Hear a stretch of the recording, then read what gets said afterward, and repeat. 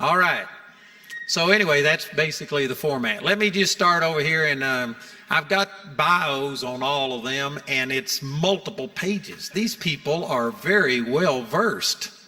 And I'm not going to go through all of this, but let me just start down here with Bill Federer. He's been a real friend to us. He's ministered here many, many times. You ministered, I think, last summer Family Bible Conference here. And he is I don't know what the official title is, but I'd call him a historian. He knows history like David Barton and him are the two most well-versed people in that I've ever heard. And he ministered last year here. It's just tremendous. He has an American Minute that I get every day. If you go to our Truth and Liberty website, we've got every one of his American Minutes loaded on our website, and they're organized according to topics. And if you don't get that, I've been getting his American Minute for years, and I read them every day. There may be a few days exception, but it is just phenomenal. You are going to be blessed by Bill Federer. He's got a bunch of books that he's written. He's got them all listed in here, and it's too many for me to mention. But he's a blessing. Then we got General Boykin with us. He's a retired general from the U.S. Army, and I think it was, 36 years that he served. And General Boykin served, with the Special Warfare Center. He commanded the Army Green Berets and Special Forces, Delta Force. He's also a vice president with Family Research Council, which is Tony Perkins right here next to him. And Tony has been a Baptist pastor. He's run for government seats in Louisiana, has served. He's been the president of Family Research Council for how many years? 17 years. He has access to the president and has had many conversations with the president and has a great insight because of that connection, and has been very influential with the president, and he does a lot of things. He has a daily thing that you send out, and I read yours, Washington Watch, every day. Or is that the radio program? That's the radio program that he has. Anyway, I'm not very good on introduction, but honestly, as soon as you get to listening to these guys, you'll love them. And then we got E.W. Jackson, and he has been with us a number of times. Matter of fact, he was just with us a month ago here at our Truth and Liberty Coalition Conference, and that was our coming out party. We decided that we weren't going to be quiet anymore, and we had about 500 or 600 people here. And I tell you, E.W. was so powerful that I gave him my time and said, take over my time, because he's just a blessing. And E.W., he's also a Marine, is that correct? He was a Marine, and he's a Harvard graduate. He's a lawyer. And he's also a pastor, and he is a blessing. And I tell you, I love E.W. He had a message that he ministered here, I think 2 years ago. It's one of the best I've ever heard in my life. And then this is Janet Boyne, and she is a good friend, and she is the president. She started Janet Boyne Ministries, and she lived a homosexual or a lesbian lifestyle for 14 years, got delivered of that, and now she is using all of her resources to be able to deal with people on this issue. And so I think that between all of this panel, isn't that awesome? I think that we are going to be able to cover all of these topics and deal with things. So again, the purpose of this is, unashamedly, we are saying that if you are a Christian, you should let the Bible get in the way of what you believe. And I just cannot understand people who say that they're Christians and yet take stands on issues that are completely contrary to everything the Bible says. Now, we might have somebody here that's like that. If you are, we love you. We aren't criticizing you, but we are unashamedly going to say that here are the issues that we're dealing with today, and that we need to be electing people who will reflect our Christian values. And so we're going to talk about the Democratic platform. If I've got this right, we're going to list the Democratic stance on one screen, the Republican on another, and the issue in the middle. And Tony has pointed out that the platforms aren't set yet for this year, but we're going to be talking about the way they were in the 2016 election, and there could be a change. So, but it's going to give you an overview, basically, of what people believe. And I'm not going to tell you that you have to vote for a certain person, but we are going to say these are the issues, and here's what the Bible says about it, and we are going to be discussing this. So basically, that's what we're doing. The very first thing I'd like to say before we get into the issues, and I'm going to welcome all of our panelists just to jump in and be a free-for-all, okay? But I would like for somebody to articulate how important this election is and why we need to get involved. I think most of us would agree this is a critical election. Tony, let's have you start and just talk about how important this is. Well, thank you, Andrew, and thanks for the invitation to be here. And it's great to see everybody. Great to be back. It was actually, we were here before the last election, right before the election, doing something very similar to encourage people to turn out to vote, to educate, and to inform. You know, as Americans, we have the right to vote. And, the general spent 36 and a half years in the Army. We both spent time in the Marine Corps. We won't say anything more than that, but... The general said this is what he called cross-dressing. Or was that you, Tony? No, he likes to talk about... When you take off one uniform and put on the other uniform, that's cross-dressing. Yeah, for us in the Marine Corps, it was cross-dressing when you put on an Army uniform. But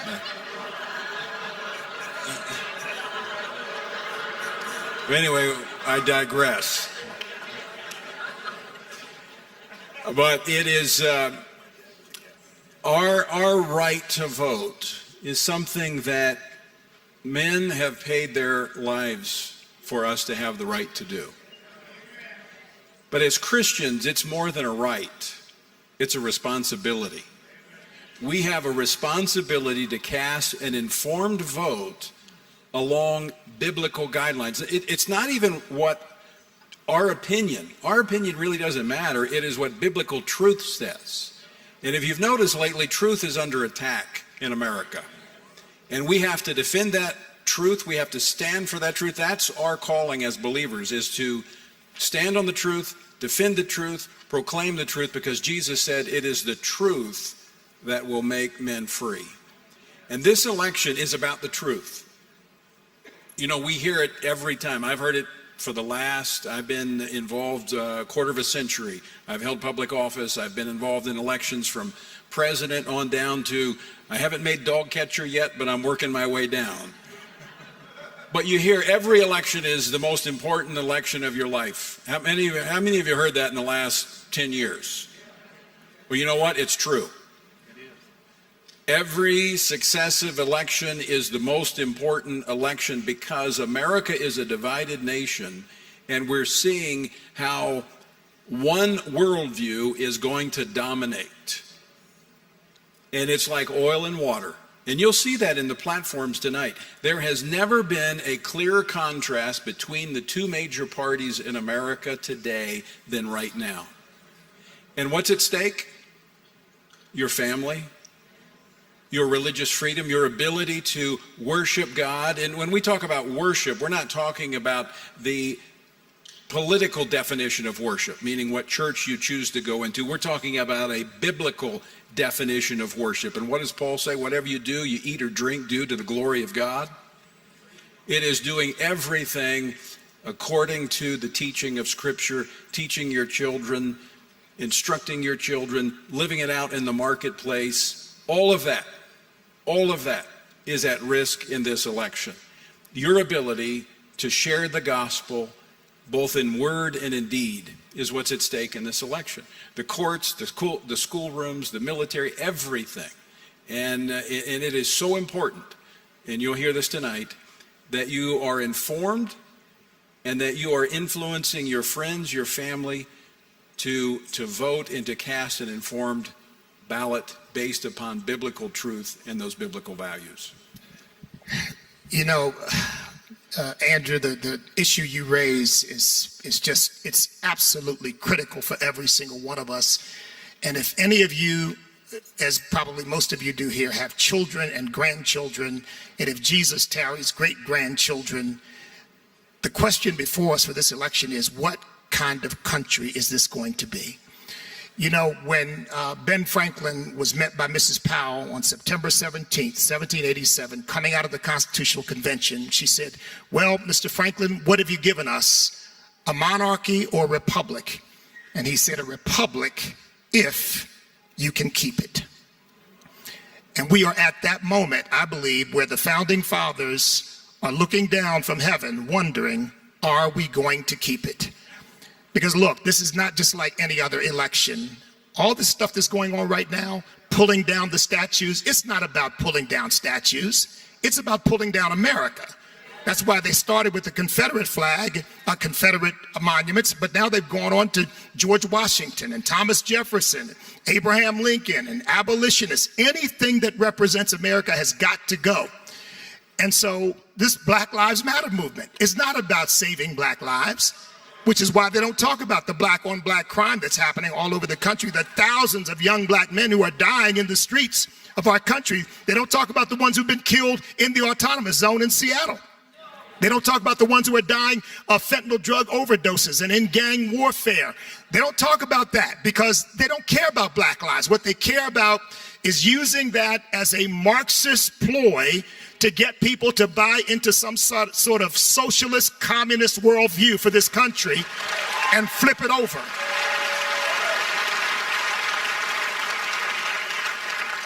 And for those of you out there, and I'm sure this is all of you, who feel as I do, I love this country. I love this country. I can't, you know, I've said to people, when you are born a citizen of the United States of America, you hit the proverbial lottery because you got born into the greatest nation in the history of mankind with more opportunity and possibility for fulfilling your God-given potential than anywhere else that's ever existed on the face of the earth. And I really believe that God entrusted this country into the hands of believers. And it's up to us more than anybody else who really sees what's happening, because we were talking about it before we came out. Most people don't understand what's going on, Andrew. They don't get it. They just think, well, we're just having a little debate. No, we are having a pitched battle about whether America is going to remain a free nation, a constitutional republic, or whether it's going to become something very, very different. And look, we either fight these battles at the ballot box or we're going to end up fighting them in our backyards. So I want to echo what Tony said. Every one of you has got to be registered to vote. Every one of you has got to make sure that every friend with their head on straight, every family member, you've got to make sure they're registered to vote. You got to make sure that they get out to vote. This is an absolutely critical election, because if the wrong people get in power, look, it's not just about changing the country. It's about punishing every single one of us for having stood against them, because that's what socialism and communism always does. And I'm here, Andrew, I got the invitation a few days ago. I told my office, drop everything, I'm going, because I'm committed to making sure that we save the United States of America. Amen. I knew you'd like EW. If we could just get him passionate about something, it'd be awesome. You know, EW grew up in poverty, was in the foster care system, and yet wound up graduating from Harvard. He is a success story, and he knows what he's talking about. Bill, real quickly, I tell you, Bill is one of these guys that he is so full of knowledge that it's hard to get him slowed down. But quickly, you spoke here last year about how that, I forgot the exact terminology, but anyway, it's demonic. It is a deliberate plan to take over the nation through chaos and doing all of these things. And we are at that critical juncture in this nation. If you could just give us a little context for this. After World War II, Britain gave independence to all of its colonies. So did France and Germany, and they started brand new countries. And in a perfect world, that would be great, except the Soviet Union decided it wanted to take over these countries and make them satellites of the Soviet Union. And so they would send in KGB agents into these countries to identify groups that had grievances. Maybe they were discriminated against, or they were in a lower economic class. They just got through World War II, so there are a lot of people with problems. They'd organize them to protest and then riot. And then they would bribe and threaten the media to blame the current leader for all the problems. And then they would nurture relationships with weak links in the military. And when the population got so scared of the violence, they would do a coup. They would arrest the leader or do a rigged election. They would put in their Soviet puppet, and the dust would settle. At first, everybody's happy that the violence stopped, but then they realized that they just gave up all their freedoms forever. Well, Truman sat back and said the United Nations is going to bring world peace, so he doesn't do anything. But then Iran gets a leader named Mossadegh who's going to align with the Soviet Union. And he nationalizes the oil industry. You say, what's that? Winston Churchill changed the British Navy from coal to oil. And there's only one oil well in England. So in 1908, they formed the Anglo-Iranian Oil Company. You know it better as BP. And when Mossadegh takes over this company, Britain has no oil for its navy, and they go to Eisenhower and say, help. So Eisenhower has John Foster Dulles, our Secretary of State, send over a CIA operative named Kermit Roosevelt Jr., the grandson of Teddy Roosevelt. And he recruits the most feared mobsters in Tehran, the criminals, the radical imams, and they stage protests, and they stage riots, and they attack mosques, and they bribe and threaten the media to blame Mossadegh. They nurture relationships with weak links in the military, and when it gets to a fevered pitch, they do a house arrest of Mossadegh, and they lock him away for the rest of his life, and they install the Shah. The Shah loved America. We did the same thing in the Congo in 1960, Guatemala, but the KGB did the same thing. There's pictures of Brezhnev hugging Yasser Arafat, helping to start the PLO, and Brezhnev hugging Castro. And so this is called the Cold War. And it's the subject of every spy novel, right? You go into a third world country, there's the Russians, and then there's the CIA, and they're going to do an assassination. And the only difference this time is it's happening on our own soil. You have groups coming in, and we know there's George Soros. I grew up 30 minutes from Ferguson, and 99% of the people in Ferguson were not rioting. They were brought in by MORE, Missourians Organizing for Reform and Empowerment, that got $33 million from George Soros. They did training in inner city churches on how to lock arms and block highways, and even practice doing emotional speeches when they shove the camera in your face. And they would teach them that the country is your audience, not the person in front of you. And then they rioted. And then they were promised $5,000 a person for rioting, and they weren't getting paid. So they went to the MORE headquarters, and they took it over, and they started a hashtag cut the check campaign, and it made local news. The city council talked about it. Finally, they hurried up and paid them off. But it was a rent-a-mob, and they moved them to Baltimore, to Milwaukee, to North Carolina. What we're seeing is one of these operations. I was in Emporia, Kansas last week, and they said, yeah, we had a pallet of bricks dropped off right where they were planning a riot. And enough people got upset that they stopped it. But you don't have pallets of bricks dropped off unless somebody's organizing it. We already know there are people in the Department of Justice that do not like our president, and in the CIA and the FBI that do not like our president. And they've been trying for 4 years now to get Russia collusion and everything. It's not working. They've been practicing these CIA operations in other countries. There's an indication that we may be witnessing an attempt of a coup, or they release false polling data. So when they do voter fraud, everybody says, well, I expected it, I saw it. There's false polling data being let up. So anyway. That's excellent. I tell you what, he can go on for hours. What a blessing Bill Federer is. Amen. So, Matt, do we have that? This is a little video that Tony's organization, Family Research Council, put out that is kind of an introduction to the difference in the platforms. We're going to get into these specific issues. If we could roll that video, we'll come back to the panel right after this. Let's talk about party platforms. This might seem boring, but they're important. Every 4 years, Democrats and Republicans gather, and each writes a document to establish how they will govern. That document is called a platform. It's a big deal because the platform defines what the parties believe and the policies they will pursue.